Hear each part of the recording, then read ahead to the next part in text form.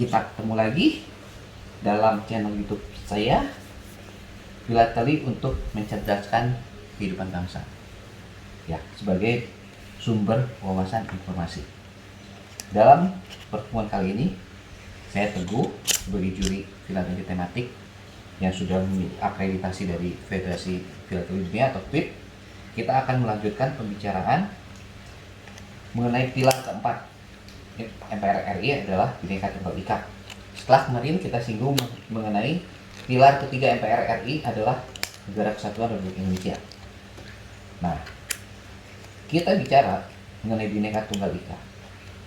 Sebetulnya Bhinneka Tunggal Ika itu terdapat di Garuda Pancasila yang bertuliskan di atas pita berwarna putih yang dipegang erat oleh kaki Garuda. Nah, Bhinneka Tunggal Ika ini berasal dari bahasa Sanskerta yang berarti berbeda-beda tetapi tetap satu atau persatuan dalam keragaman. Frasa ini ditemukan oleh Empu Tatular, seorang pujangga istana, dalam buku Kakawin atau Sastra Agama Sutasoma pada abad ke-15 pada zaman Kerajaan Majapahit, di mana kata Bhinneka Tunggal Ika menjadi salah satu ajaran atau pendirian bagi masyarakat yang menganut agama Buddha dan Hindu Siwa yang membuat Kerajaan Majapahit menyatukan Nusantara. Muhammad Yamin yang menjadi tokoh utama mengusulkan kepada Soekarno agar semboyan Bhinneka Tunggal Ika dijadikan semboyan negara. Karena Muhammad Yamin meyakini bahwa hasil karya Tatular tersebut sangat cocok dan sesuai untuk diimplementasikan dengan kehidupan Indonesia pada masa itu, baik dari sisi perbedaan agama, ideologi, suku, ras, etnik maupun golongan.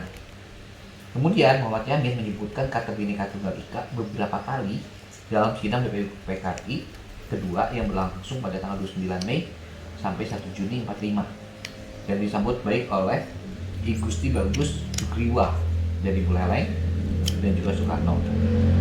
Kemudian pemerintah Indonesia menjadikan Bhinneka Tunggal Ika sebagai semboyan resmi negara yang dicantumkan dalam Peraturan Pemerintah Nomor 66 tanggal 17 Oktober 51 dan diperkuat dengan Undang-Undang Nomor 24 tanggal 9 Juli 2009. Nah, kita bicara lambang Garuda Pancasila.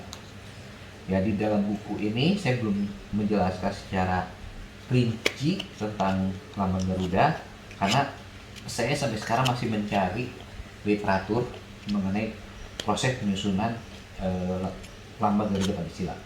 Namun sebagai sekilas informasi, Garuda Pancasila ini dirancang oleh Sultan Hamid II dengan bantuan beberapa orang masukan, ada dari Natsir, ada dari Ki Hajar Dewantara, Muhammad Yamin, Bung Karno, Bung Hatta, dan masih ada beberapa tokoh yang lain yang mengambil peradaban Pancasila itu masuk dengan perisainya, dengan logo-logo, dengan simbol-simbolnya itu sesuai arahan Bung Karno pada Sultan Hamid II saat itu, bahwa Bung Karno meminta membuat lambang Garuda yang memuat Pancasila. Makanya Sultan Hamid II berpikir untuk menggunakan perisai, dan perisai tersebut digantungkan ke leher burung Garuda Pancasila. Nah, bicara tentang Garuda Pancasila, kita melihat bahwa lambang kita itu begitu megah, begitu indah, seperti apa yang disampaikan oleh Bung Karno. Tidak ada lambang negara dari negara manapun juga di dunia ini yang seindah dan semegah burung Garuda Pancasila. Nah, kita kembali melihat pada Garuda Pancasila. Di situ ada beberapa arti. Kita bicara tentang bulu dulu. Sayap di masing-masing kiri dan kanan memiliki 17 bulu. Ya, kemudian di ekor ada, di pangkal ekor ada 8 bulu. Di bawah perisai itu ada 19 bulu dan di leher ada 45 bulu, sehingga mengartikan 17 Agustus 1945. Kemudian warna pun memiliki arti. warna emas itu melambangkan kejayaan atau keagungan. Merah putih di perisai merupakan warna bendera kebangsaan merah putih. Putih di pita melambangkan kesucian dan kerukunan warga.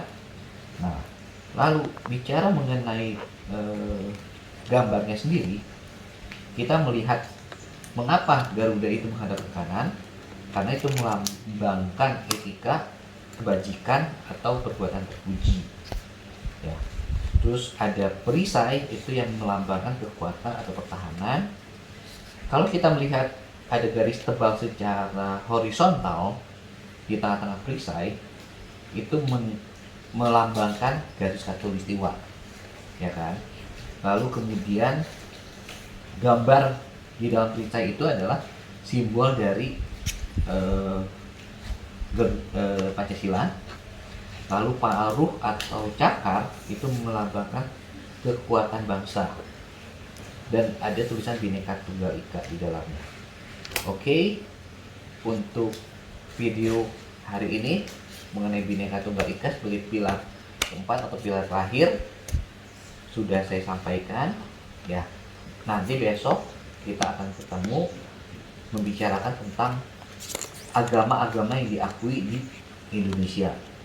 Ya, jangan lupa untuk sharing, like, komen, subscribe, dan nyalakan lonceng sehingga bisa mendapatkan informasi.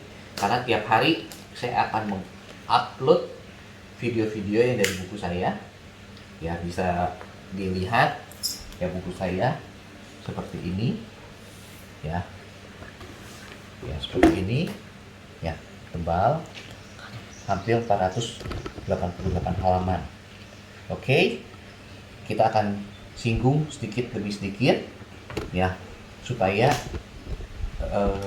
teman-teman, sahabat-sahabat bisa merasakan atau mendapatkan informasi yang tepat. Oke, sampai ketemu besok. Salam.